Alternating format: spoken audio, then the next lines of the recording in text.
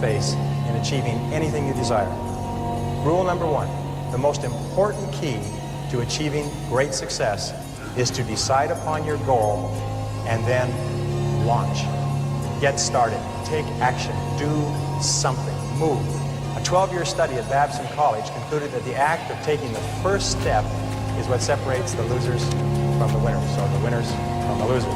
We set out at the age of 20 with $300 each to cross 3 continents and travel 17,000 miles from Vancouver on the west coast to Johannesburg in southern Africa. And we made it in just under 12 months.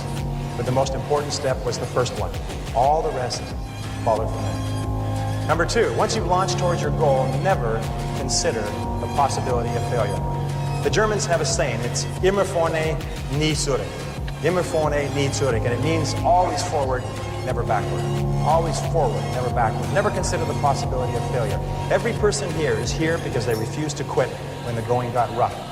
Your ability to persist in the face of setbacks and disappointments is vital to all great achievement, and it's always a decision that you make. It's not the external environment, it's always the internal environment. Number 3, the biggest goal in the world can be accomplished if you just take it one oil barrel at a time.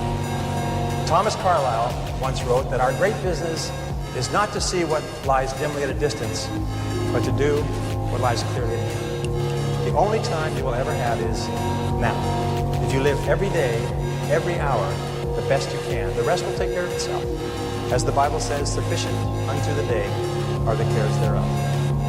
Number 4, watch out for the naysayers. The negative people around you are always telling you that you'll die in the desert.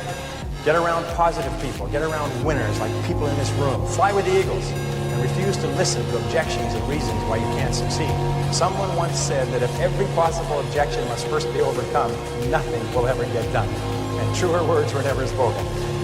Number 5, welcome obstacles and difficulties as valuable and inevitable steps on the ladder of success. Remember that difficulties come not to obstruct, but to instruct. Difficulties come not to obstruct, but to instruct. Our trip to Africa was one problem after another. We ran out of money over and over. We strained every muscle of our bodies trying to ride bicycles across France and Spain. Our Land Rover broke down again and again. We suffered from dysentery and heat stroke and exhaustion. But when it was time, we were ready for the Sahara crossing.